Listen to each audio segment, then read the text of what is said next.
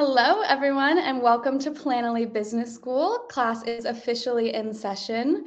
My name is Cody Foster, and I am the Director of Marketing here at Planoly, and I will be your host for today's session. We have an incredible lineup of speakers today that I am so excited to learn from. I also want to thank all of you for being here and for enrolling in this Strategy 101 session. You actually broke the record for our most number of registrations for a webinar ever. So thank you so much for your enthusiasm and support for this series. We are so excited to kick things off with our STRAT101 Foundations of Social Media session. So a little bit of business keeping before we get started. We will have a Q&A at the end. So if you have any questions now or throughout the session for our speakers, go ahead and drop them in the question box, and our team will be monitoring that throughout the presentation, and we will answer as many questions as we can at the end. And without further ado, we will go ahead and kick things off. So just a little bit about Planoly for anyone who isn't familiar. Planoly started in 2016 as the first visual Instagram grid planner. Obviously, social media has evolved a lot in the last 10 years, and so have we. So Planoly is now a powerful multi-platform scheduling tool. You can plan and schedule content for TikTok, Instagram, LinkedIn, YouTube, Pinterest, you name it, we probably have it. And we also introduced Creator Store last year, which is our all-in-one link in bio tool. So you can have your affiliate links, you can have links to your digital products like e-courses, ebooks, anything like that. So it's a great way to monetize your social media if you have been interested in doing anything like that. We will send out a link after the webinar to the session recording, as well as we will be providing a 30% off promo code for Planoly if you want to try it out. And we also have a free 2-week trial. So if you have any questions about Planoly, please reach out to our team. We would be happy to talk to you and walk you through it. And without further ado, I will introduce you to our guest instructors for today's session. And I will let them give you a brief introduction into who they are, what they do, and where you can find them. So Caroline, do you want to go ahead and kick us off? Sure. Hello. My name is Caroline. I am a social media strategist, agency owner, and a full-time digital nomad at the moment. Literally everything I own is currently in a storage unit, but I am so passionate about helping creatives and business owners simplify social media with systems that also work with their brains so that you can show up consistently, confidently, post content you're proud of, grow your community, and also have fun while you do it. Amazing. Thank you so much, Caroline. Zoya, I will kick it over to you. Hello, friends. I'm Zoya.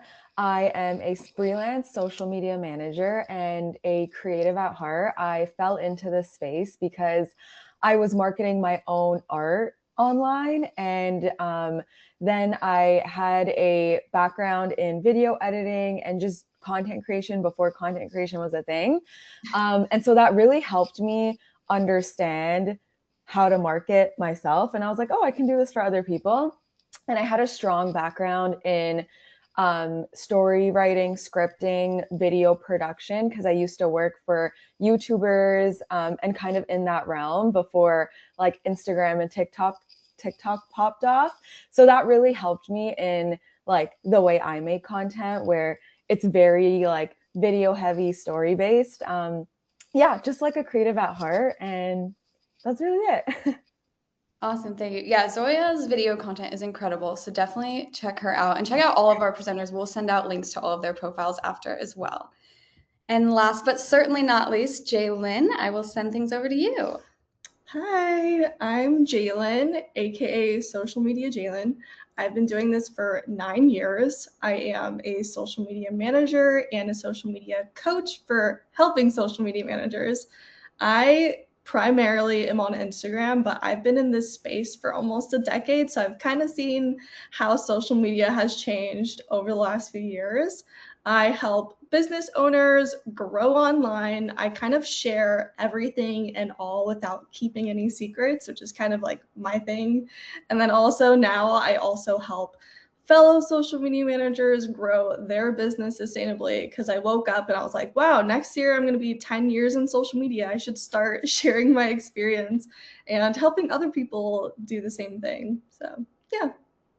Awesome. Yeah, isn't that so crazy that it has been so long? I'm like, that makes me feel so incredibly old sometimes. Awesome. Well, let's get into the good stuff now that we know who you are. Let's talk about what we're here to talk about, which is strategy. So I'd love for you guys to walk us through your journey a little bit and like what is a strategic shift that you feel like you have made that led to real measurable results? Because I think that's what a lot of us are here for is like we want that data, right? We want something that is going to show, okay, I am growing or my engagement is growing. So can you talk me through, what is a strategic shift that you made that you feel like worked and what you changed and why it worked? I'll start with you, Zoya. Okay, so I feel like, and feel free to jump in, guys, as I'm talking, but I feel like a few years ago, there was this heavy, like dialogue online about posting every day, 3 times a day, like just the quantity, which is helpful sometimes, but there's no real strategy behind that. And you're not really asking yourself, okay, what is the purpose of this? And is this going to achieve the goal that I want it to achieve? And when I was a few years younger, I was posting every day on TikTok. However, I was doing a series and I didn't realize I was doing a series. And I look back on it, I was young. I was like filling up my sketchbook every day. And once I posted like my 3rd video, I was like, damn, like I'm getting a lot of views and followers off of this. Once I was done doing that, I was very burnt out. But once I was done doing that, I was like, okay, what do I do now? The other stuff I was posting wasn't doing as well. And that's when I realized, okay, like that series I had made had a specific purpose and people knew what my page was for.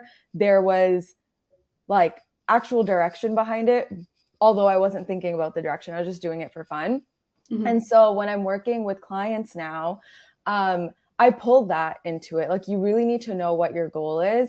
I do think you have to be consistent with posting, but the one major strategic shift that I've made with my content with like my clients is I really throw in, like I'll set a content day up with them to create a bunch of like meaningful, like heavy, hard hitting pieces of content so that, okay, once a week you're getting that like founder led or story led piece or sales driven piece. And then you can like sprinkle in fun stuff. But honestly, even with the fun stuff, I'm always asking, what is the purpose of this? Because I hate posting stuff just to post it because it feels like a waste of time to me. I'm like, we're taking time to edit this, to film this, like, let's make it count.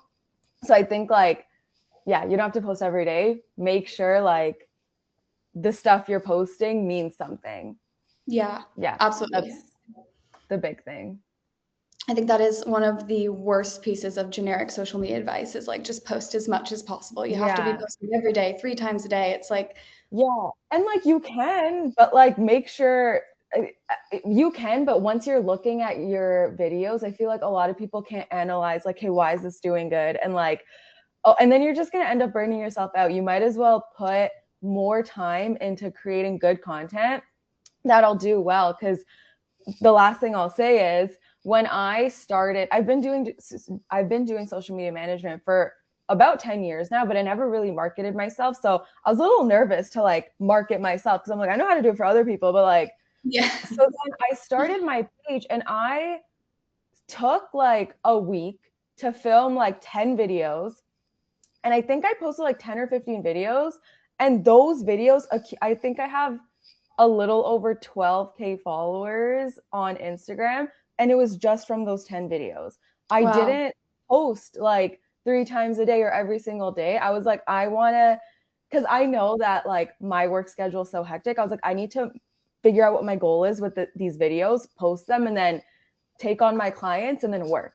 That was my goal with that, right? So really stripping the why down is super important. Yeah, that makes total sense.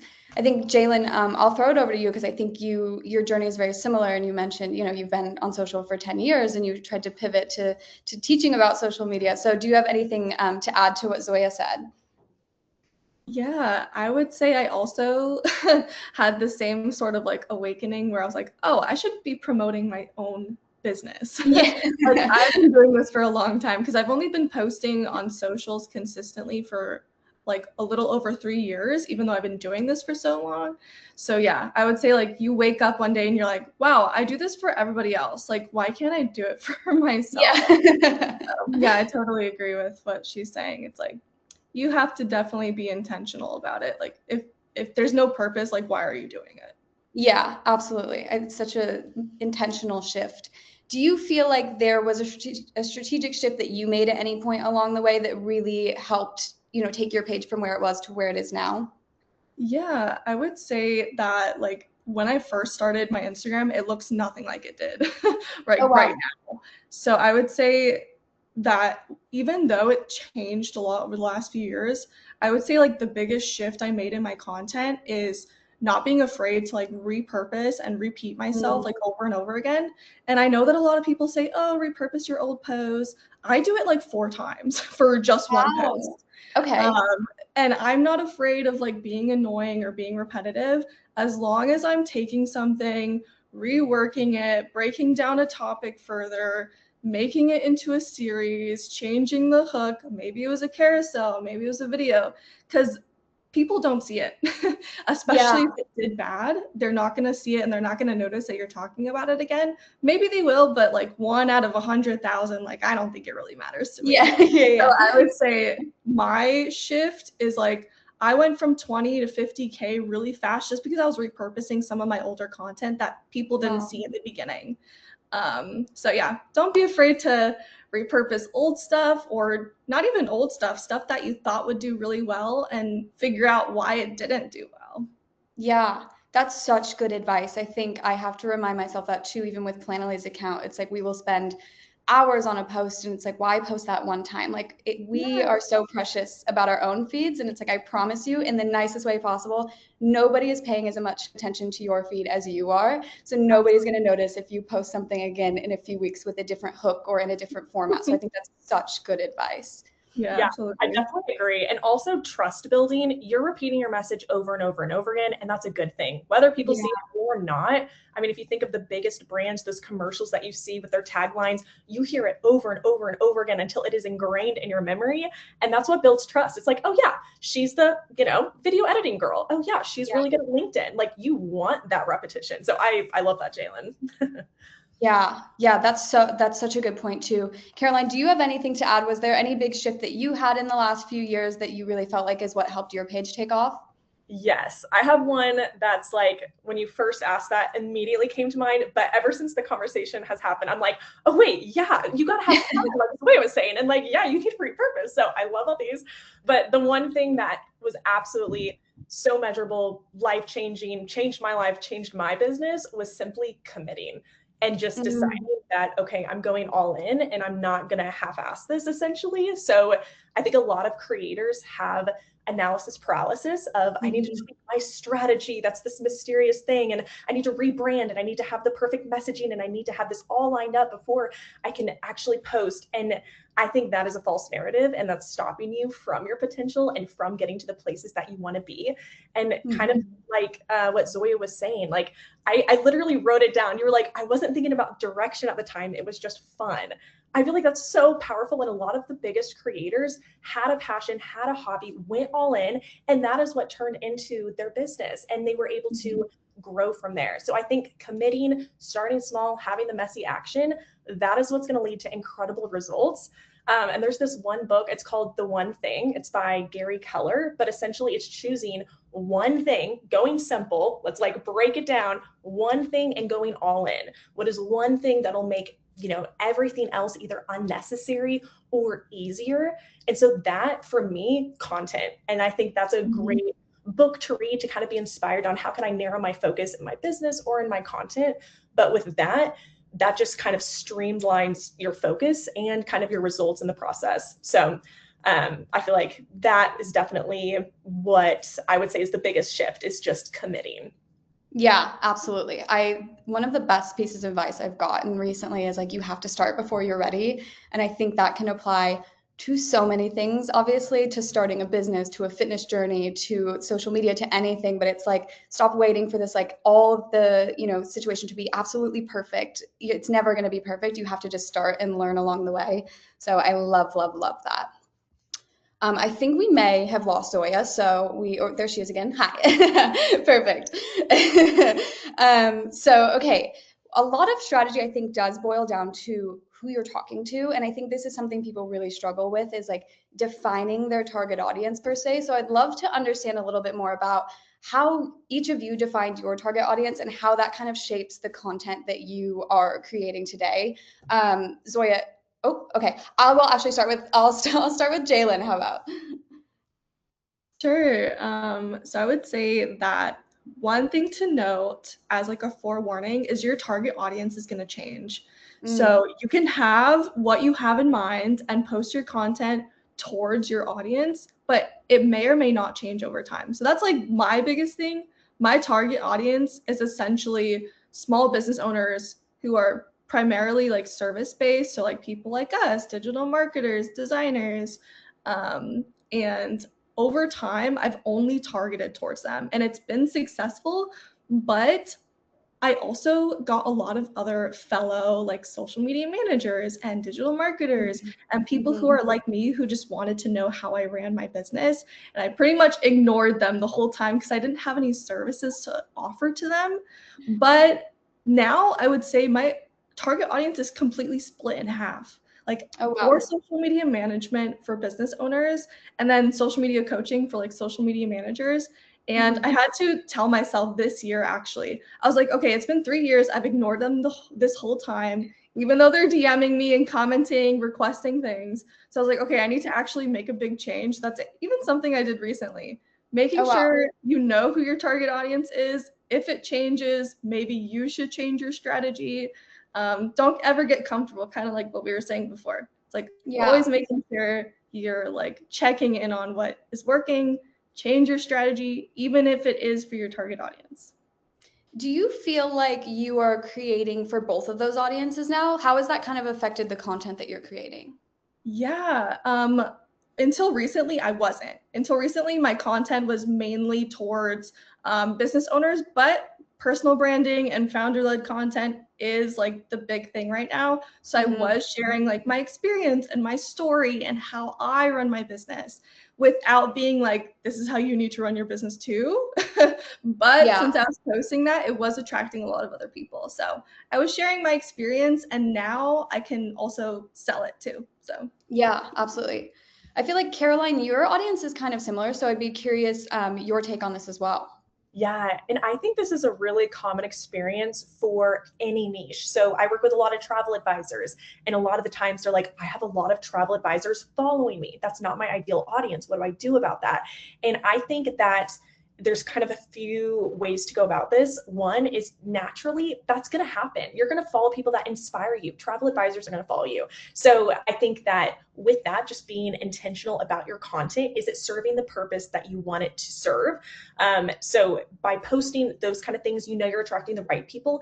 Other people are going to come. If a post goes viral, other people are going to come that aren't, your maybe very specific target audience. So similarly, my account really is for business owners, creatives, people that want to grow their account. However, I have a lot of other social media managers that are in my comments and that I love to interact with. And I love it. I feel like this community is just such a sweet one. And I love how everyone is so encouraging. And so even though my content, yes, it does benefit social media managers. I post, weekly trends and things that are happening. And like some of my offers benefit social media managers, but the core offers are for business owners. And that's what my content is for, to make their lives easier, to grow their content. So yes, even though it's a divided audience, I do kind of have this lane and who I'm speaking to. And I think often what accounts kind of maybe they prioritize demographics, so the age, the income, the location, and that's great. That's important to have. But I think what's even more important is psychographics. So what do they want? What are their desires? What are they Googling at 2 a.m. or ChatGPT that they don't have the answers to? Like that's even more valuable for your content, because we're able to talk about problems and desires, and we're able to get even deeper. And I feel like that is where we should be more concerned about when we're thinking about who are we talking to. So there's kind of, for every piece of content we create, it's kind of the one person rule. So I want you to like think about, who's the one person that I'm creating this content for? What's the purpose of this, piece of content? Who is it for? And that kind of helps you streamline that. Because I think, I forget the saying, but if you speak to everyone, you speak to no one. So we want to be specific in that way. Yeah, I love that. The one person rule. That's so good. Zoya, I think we have you back. Do you want to chime in here as well? Sorry. No worries. Yeah, just piggybacking off of kind of what Caroline was saying, really knowing what your goal is going to help you, because it is true. Like, if I'm posting about the fact that I'm a social media manager, naturally other social media managers, content creators will be following me. But like for me personally, when I first started marketing myself online, my goal was to get a few clients. So I was like, I have free time, I want to freelance, I want to get clients through the door. So that was my goal. But naturally, I feel like as any creator, if you notice like what Jalyn was saying, where, oh, I have like, there's this want, like people are looking for this, your goal can change based off of like, okay, who are you naturally attracting? Because there's no harm in pivoting or kind of balancing that. Currently, like, I'm not full into like doing stuff for other social media managers, but I offer mentorship calls, or I like have a course with you guys, which is going to be beneficial for business owners, but as well as social media managers, because I have a lot of like structure of like how I do stuff for clients as well in that. So I do a little bit of that, but again, like, because my goal is, okay, I want to get clients through the door, that's where my content is kind of lying. But like for my clients, when I'm talking to them about, like, when I'm onboarding them, the first thing we do is, okay, what is the purpose and who are we talking to? Like the purpose typically for businesses is to make money. Like, we want sales. Okay, who is buying from you and why are they buying from you? And then we create, like, I like creating buckets for each like archetype of the person that's buying from you, and then every piece of content speaks to them differently, and they might cross over, but generally that's what we do. And then like every quarter, I like having like a, okay, it's a new season, are we changing who we're focusing on? And then we go from there. So I think a mix of what both of these women have already kind of said, where you can pivot what your goals are, and like naturally you'll figure out who your demographic is, and then that's how you're targeting, and that's how you're kind of like creating your content based off of that. Yeah. Yeah, I think that's so great. And that kind of brings me to something I wanted to talk about too that you touched on, Zoya, was the concept of buckets. And I think a lot of people refer to them as content pillars, right? And sometimes people feel very, very stuck in like, I have to figure out my content pillars and I have to post specifically in these pillars. So I'm curious all of your takes on content pillars. And Zoya, I'll start with you since you mentioned it, but do you use content pillars, or do you use them for your clients, and how do you use them? And, like how structured should that be? Yeah, I think having a structure to start with is very helpful, because I also like getting my clients thinking strategically. And that's a really easy way to do that, where they'll be specific to the business, but like on a general, like broad stance, it's like your educational, like I keep saying like I call them buckets, but like they're content pillars, but like your educational, your founder led, and then like your fun or like sales driven stuff. So like it's broken up into like 3 or 4 things. And then the words I would use in my strategy meeting with my client will be specific to what they do.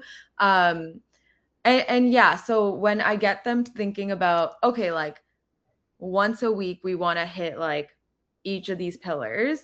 That way, even when sometimes I'm not filming all their content, they're filming their content. So it's good to have them thinking about that stuff too, because like my job is, I know I'm doing something right when I see like, oh, they're starting to think the way I think sometimes. And now it's like the process is so much more seamless, and they understand why we're doing certain things. So I do use content pillars, but I don't like, it's not the law. Like if I'm like, hey, this month, I really think we should just focus on like building your story online, we don't have to do the other things. Like, let's just focus on who you are. Let's make like a founder series. It doesn't have to be super educational. The purpose is awareness. So again, like it's good to have a structure, but you don't have to abide by it constantly. Right. Absolutely. Jalyn, I'll toss it to you because I know you, like you said, you did a lot of this too. So I'm curious your take. Yeah, I personally love content pillars. Yeah. I know that a lot of people, like you're saying, it doesn't have to be a rule. You don't have to. But for me, I work with a lot of business owners who are so busy. And like Caroline was saying earlier, like a lot of people get into the funk of like, well, what do I post? And then they think about it so much that they don't have any ideas. So when you're starting out, I love content pillars because it helps you organize. It helps you create the strategy in the first place so that you can test everything out and then change it later. But I would say like it's good because it helps you stay consistent. You don't have to overthink it, but it doesn't have to be like specific. Like if you have those 4 content pillars, but if you have an idea that doesn't fit into them, like go ahead, go for it. But Yeah. it's good to get started, especially if you're like, okay, well, what do I need to film? What do I Yeah. need to create this month? What should we talk about? Especially if you're a business owner who has lots of different products or lots of different services. You want to make sure you're balancing that out throughout the month. That way, you're not just focusing on one thing. Like you said, maybe it's educational or founder led or promotions or just sales, making sure it's a balance. But I love them because it helps everybody stay organized. It also helps me stay organized when I create my client content. That way I'm like, okay, these are my 4 pillars for this client. And I get into like the mindset of them, like bringing on the client's personality. And I'm like, okay, now I'm them. What do I want to post for them? So, Yeah. I love that. Caroline, do you have anything to add? Yeah, no, I totally relate to that. I'm a bit of a squirrely brain. I've got a lot of squirrely brain, clients, and we love some structure that we can still be flexible within. I think that online, the word content pillars has just, we have like so many different opinions on what these are. You need them, you don't need them, you are the niche, all of these things. And Yeah. with a little more digging are valid for sure, but at least how I like to use them, I like to think of them in 2 layers. So yeah, we use content pillars. I think of those though as the buyer's journey. So whenever we're, working with businesses, we do have that marketing buyer's journey that we're thinking about of, it's kind of like that upside down triangle: attract, nurture, convert. We're getting people with visibility, having community building content, converting. So that's overall like, yeah, marketing 101, good to have.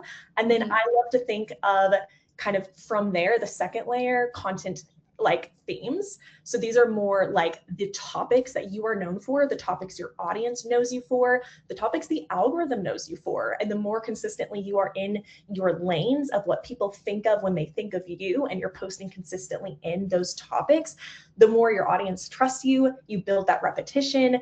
And also the more you are consistently posting of set specific topics, the algorithm does push your content to people who want to see that content. And so just that overall consistency of your core themes, or you call them buckets, you can call them pillars, but essentially your core topics, that is so helpful in your social media strategy to be known for those things and getting pushed out more. So that's kind of how we use them, kind of in those 2 layers. Yeah, that makes so much sense. I think people get so paralyzed by it because they think it has to be an exact framework. And it's like, one of our content pillars is thought leadership. But at the end of the month, we're not like adding up and being like, okay, we posted 10 posts and that was 65% of our, it doesn't need to be that strict. But to Jalyn's point, to all of your point, it is such a great framework, especially when people don't know what to post. It really helps you be like, okay, we need to do some founder-led content. We need to do some behind-the-scenes stuff. We need to do some more top-of-funnel stuff, and just kind of keep you aligned with like, okay, what is the actual goal? And that's the point of content pillars, right? Is like, let's figure out what the goal is, what my niche is, whatever you want to call it, and let's make sure all of my content is aligned towards that goal. So I love all of that. I think the next thing I want to talk about is, and we touched on this earlier, but you have your content pillars, you have your strategy, you have your audience. Now it's like, okay, what am I posting? Where am I posting? How often am I posting? So I'd love for you guys to talk to me a little bit about your like multi-channel strategy and how you determine how often you're posting. And as we've already established, there's not necessarily a magic number, right? It's going to be unique to the person and to the brand and to really how much quality content you can actually produce. But how often you're posting and how you determine like what platform you're posting on, whether you're focusing on TikTok or Instagram, or maybe we're seeing a lot of brand building on LinkedIn right now. So I'm curious your guys' take on, how do you just focus in and not make it feel so overwhelming that you have to post everything everywhere all the time? So I'll start with you, Caroline. Yeah, I think there's so much pressure on posting frequency of, we need to post 3, times a day on TikTok. We have to post 5 times a week on Instagram. So I think there is that outward pressure. I will say the more you post, the more data you have. Each post you do is kind of like a lottery ticket, the chance that you have to go viral, to, have your dream customer find you. So I do think if you're able to maintain consistency, fun, quality, then yes, post more. Personally, I post 4 to 5 times per week on Instagram. Instagram is my main platform. I know it's where my people are, so that's why. Also, I just like it better, so that's another reason why.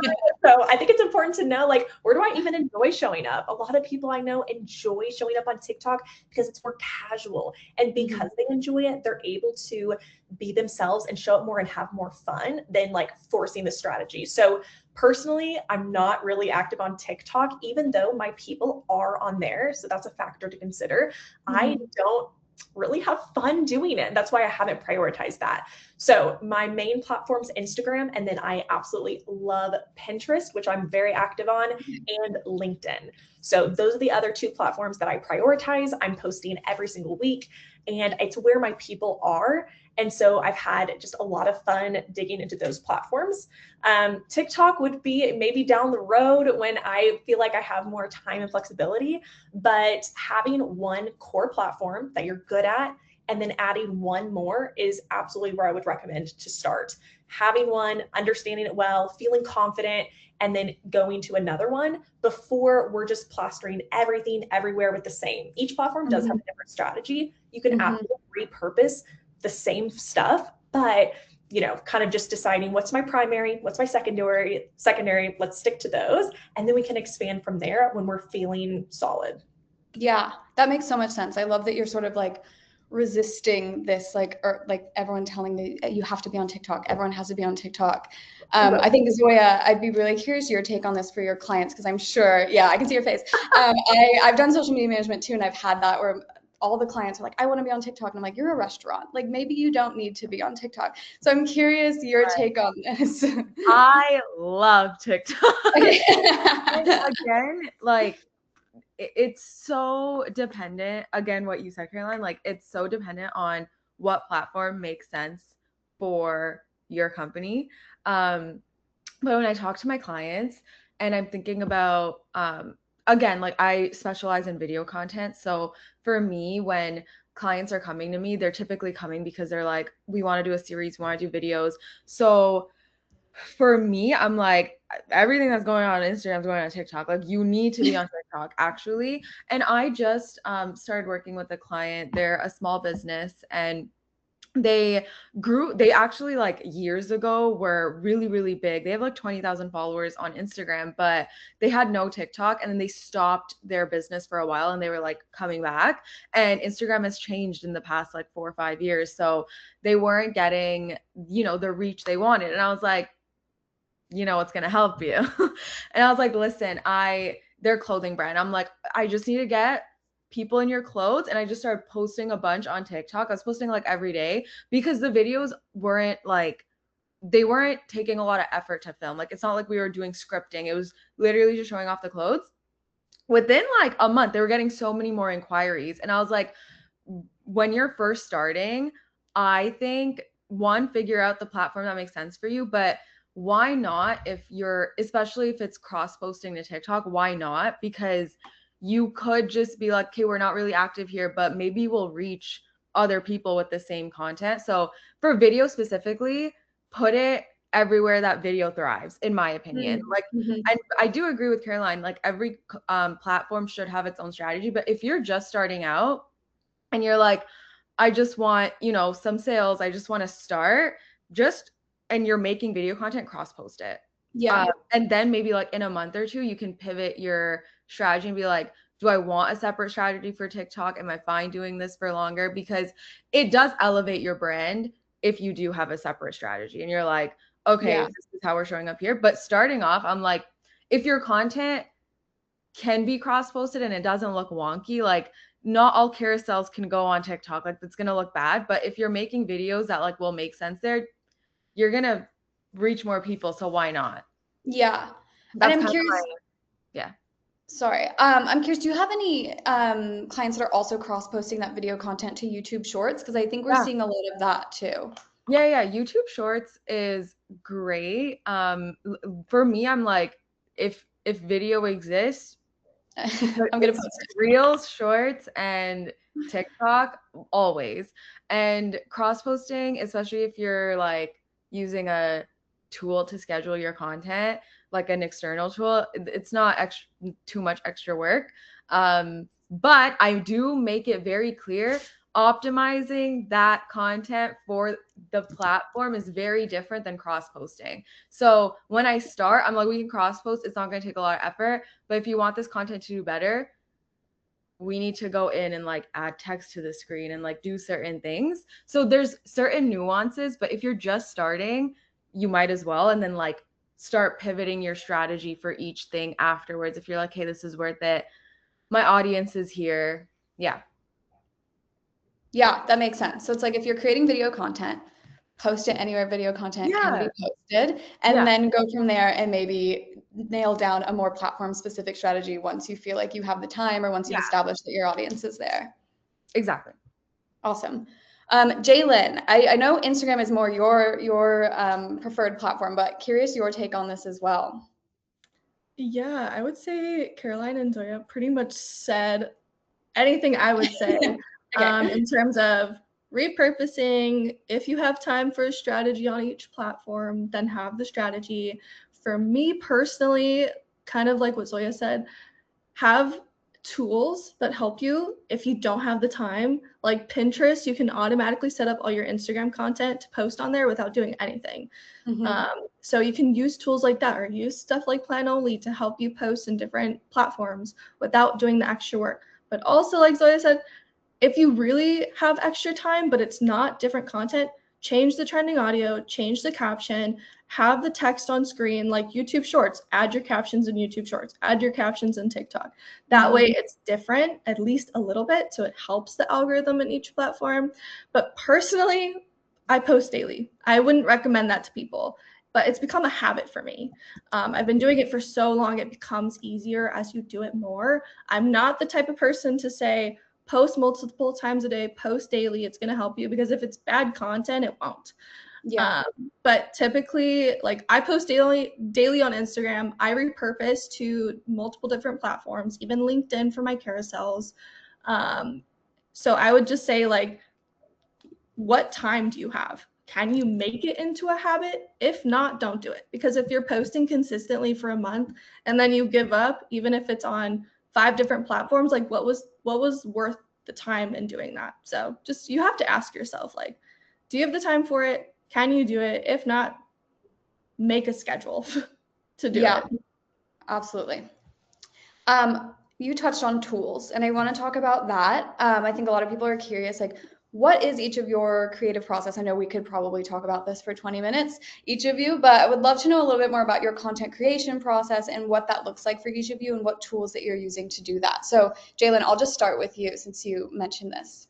Yeah, sure. I would say the biggest thing I tell everybody, and even with my clients, is like, because everybody is so busy, so you need to actually plan a day to do it.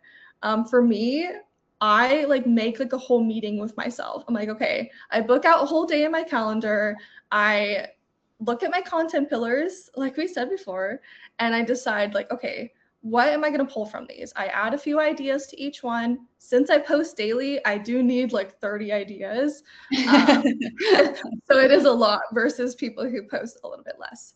I decide what the ideas are. I decide, should it be a talking video? Should it be a B-roll reel? Should it be a carousel? Then I put them in the 3 categories. I film all of my talking videos at one time because that's the only way I'm going to post them.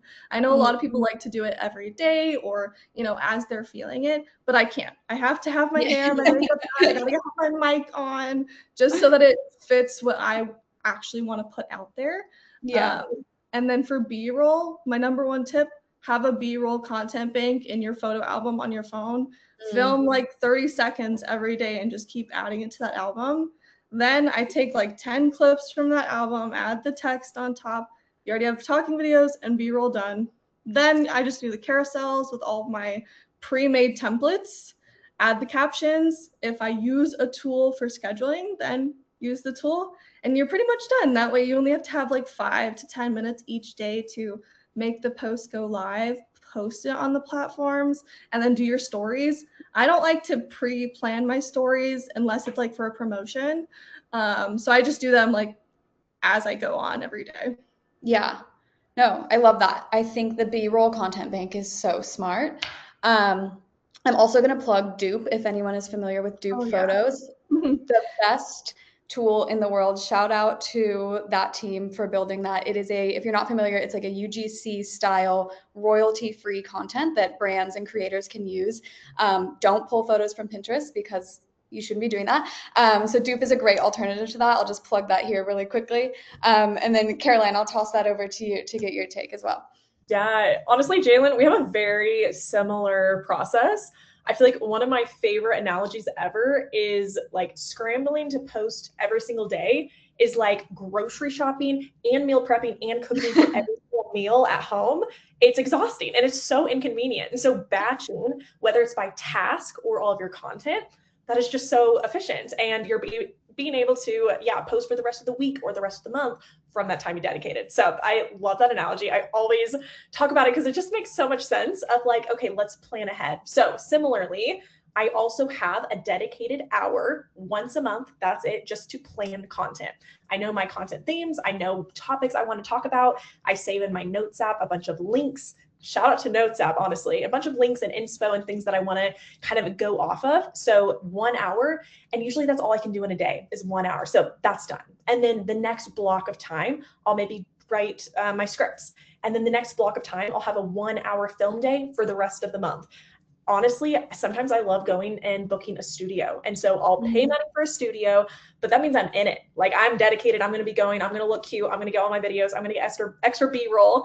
And then I'm set for the entire month. And that's great. So I think having those dedicated sessions where you're batching and then you're done for the whole month is great. I'm in a good flow right now where I have everything ready, but I'm just going to every Friday edit for the next week or 2 weeks. So that just helps me kind of streamline it, stay on task, but the whole month is done with ideas. The whole month is filmed. It's just the editing. I also have some editing help from my team, which I highly recommend if you're a business owner short on time. Maybe outsource all your talking videos because those take forever, and then do the carousels yourself. So, so you're like, yeah.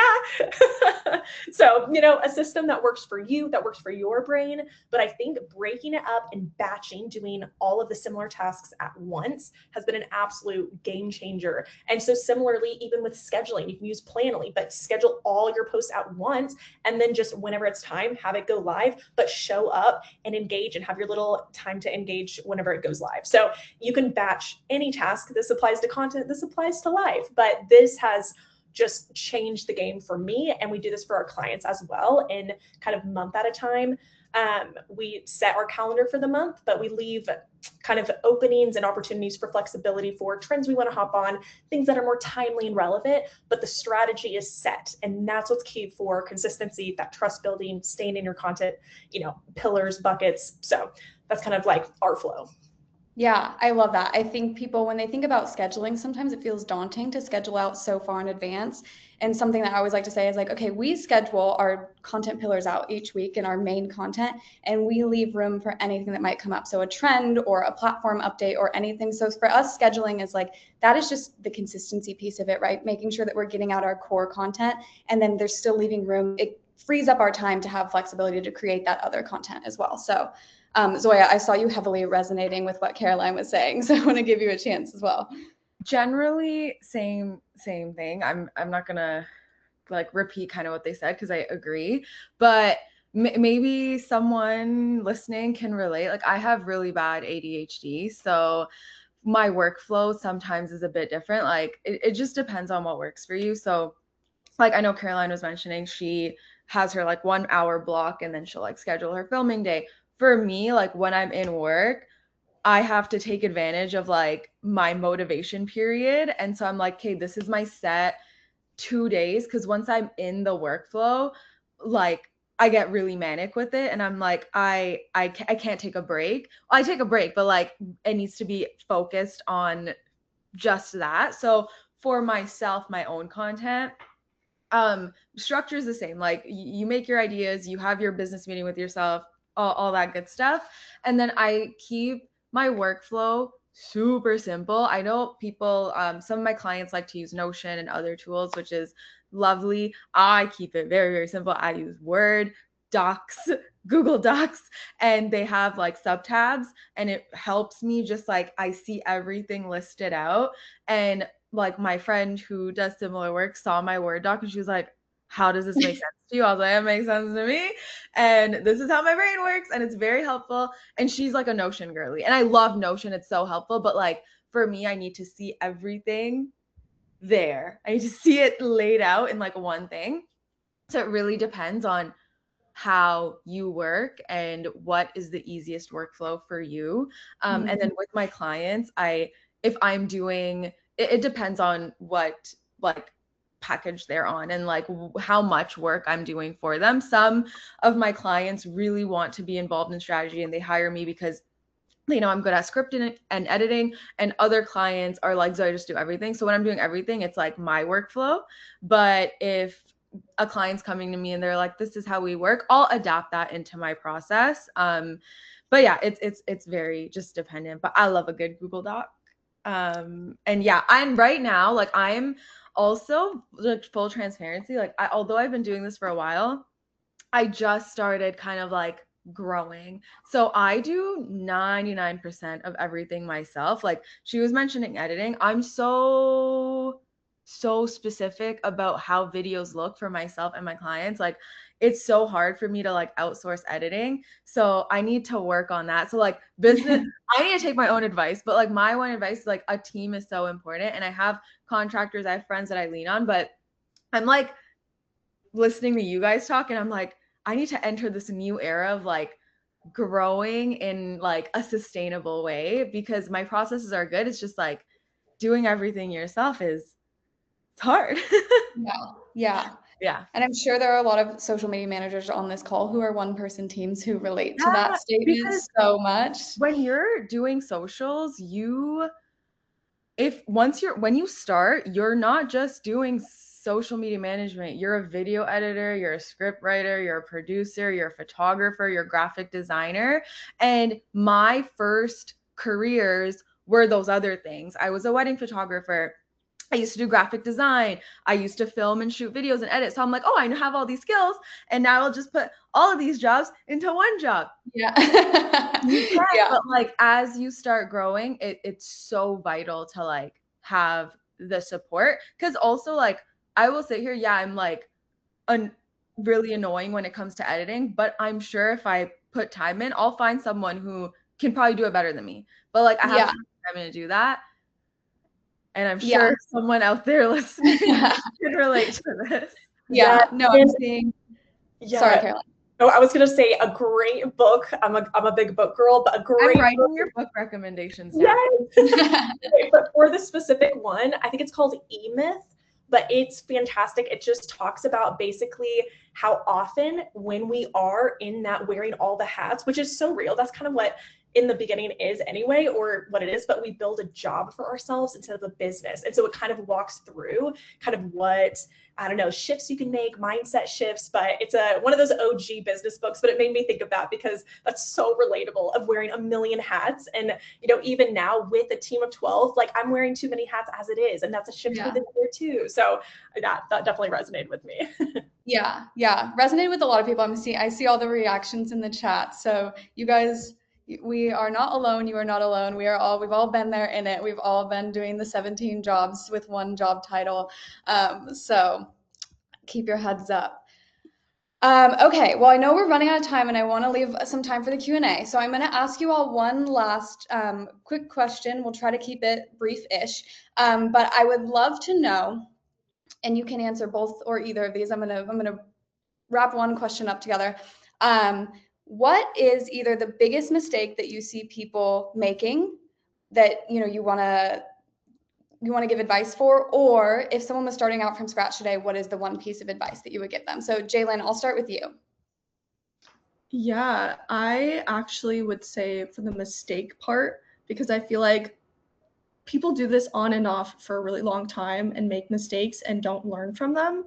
I have personally now made the same mistake twice, which is really funny because I thought that I would take my own advice at this point.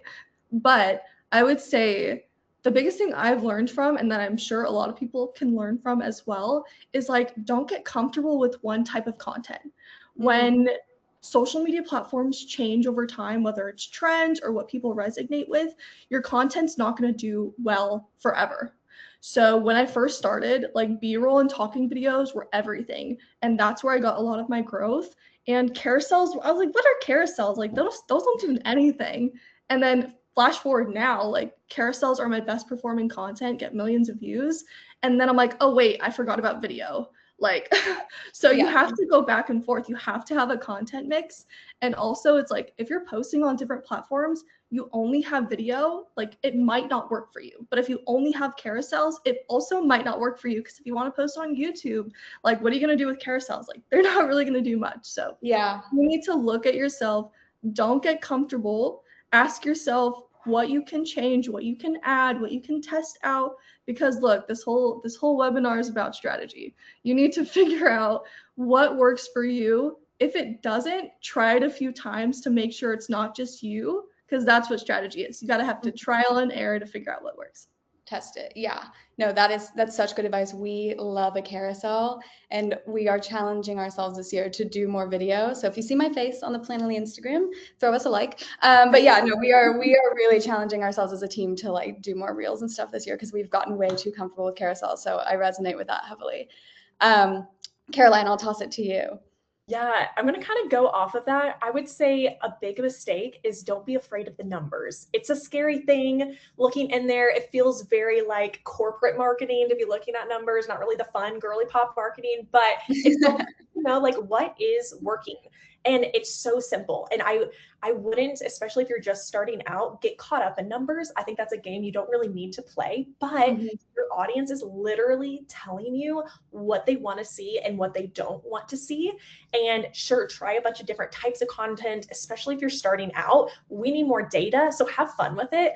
But at the end of the day, go to your last 30 days, see what were your top performers. Then go to your last 90 days. What were the top performers, and compare. Are we seeing consistencies? Are we seeing trends across the board? Let's look at what performed the worst over 30 days and over 90 days. Okay, nobody likes your photo carousels. Dang it. Yeah. Let's break them up. Let's try something new. Let's see if we can pull themes from top performers and bring them into the low performing content. Does that help? So don't be afraid of the numbers. And that's something that maybe not when you're first starting out that you should worry about. But if we're talking about strategy and we're talking about long-term growth for your brand, for your business, that is so important because your audience is talking to you. And that's a great way to be able to see that and act on it. And that's really where the growth happens. Yeah, that's so great. I know we didn't get enough time to really dig into numbers today, but I think that's so important. So many people are scared of digging into those analytics and those insights, and there's just so much good information in there. So I get it. I'm an organic social girly. I don't like the data part of it as much. It's a little bit scary, but you have to do it. Awesome. And then Zoya, we will wrap this up with you. I will speak to the person that is just starting out or has already started out and is looking to pivot and like go in a different direction. The biggest mistake I see people make all the time is being scared to start and waiting for perfection. I personally, even right now, hate the colors on my like management page. I get the ick. Like I look at it, I'm like, this is not my vibe at all, but it's there because I'm like, it's important for it to be there. In a few weeks, I can like sit down and be like, let me pivot. Just start. It can be ugly, it can be bad, and then pivot. Because that's the only way you're gonna see results. Like I talk to people all the time, like friends, acquaintances, and they're like, I have this really cool idea, or I want to start marketing this business, and they're like, but this isn't right. I don't have a logo.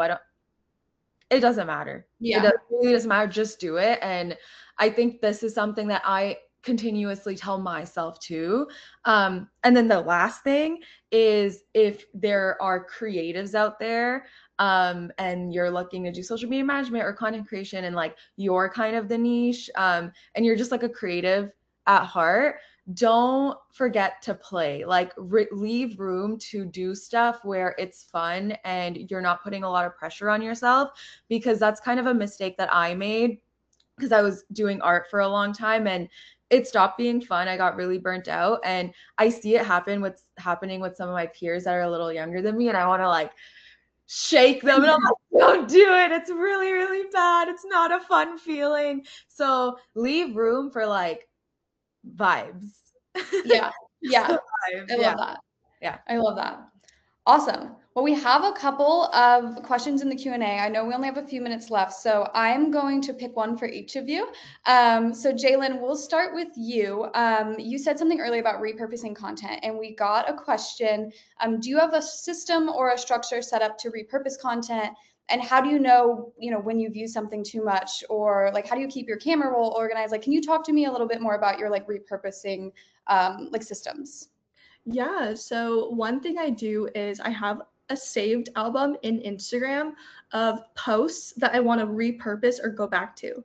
And then I also have a saved folder in Instagram of my top performing posts to see if I should add a part 2 or do it differently. So I have those saved folders in my Instagram of things that maybe I should just do again or go back to, because I have like over 900 posts now that I've been doing this for over 3 years. So it's a good way to stay organized that way.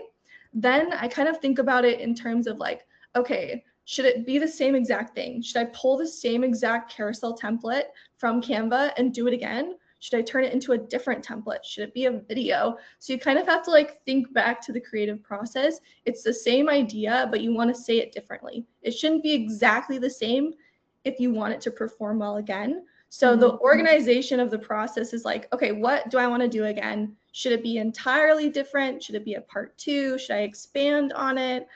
Should I use the same template I did before? Should it be a video? I usually keep the captions pretty much the same. And then they were also asking about like B-roll and organization. I have a B-roll folder on my photo album, like literally just on my iPhone. I have B-roll aesthetic videos or B-roll Jalyn working, and I'll add to them and keep it organized that way, just because I edit on my phone and my laptop. I have iCloud, everything is shared, it's free. So yeah, I organize my B-roll by like task or by person. And then I also have one big album where it's like B-roll 2026. It's literally every single video that I have. That way I can just look back at it and pull something. So hopefully that answers your guys' questions.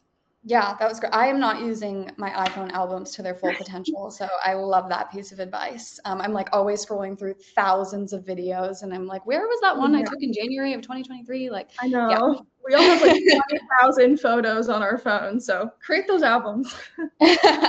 Yes. Awesome. Okay, next one. I'm going to direct this to you, Caroline. You mentioned this earlier, so I'd love you to dig in a little bit more. Someone asked, you mentioned content pillars, but what about the content funnel, like for attracting, warming, and converting? Would you say there's an ideal mix of these, especially when you're first starting out? I feel like converting content isn't easy to make. Yeah, great question. I'll try to make this fast because I know we're short on time. So content pillars, how I view them, is that buyer's journey. So attract, nurture, convert. That is kind of those core pillars that every week, if you do have an offer, you should be touching on. I also strongly believe in the 80-20 rule, which is 80% that nurturing, the attract, the community building, the fun, the educational, and then 20% converting.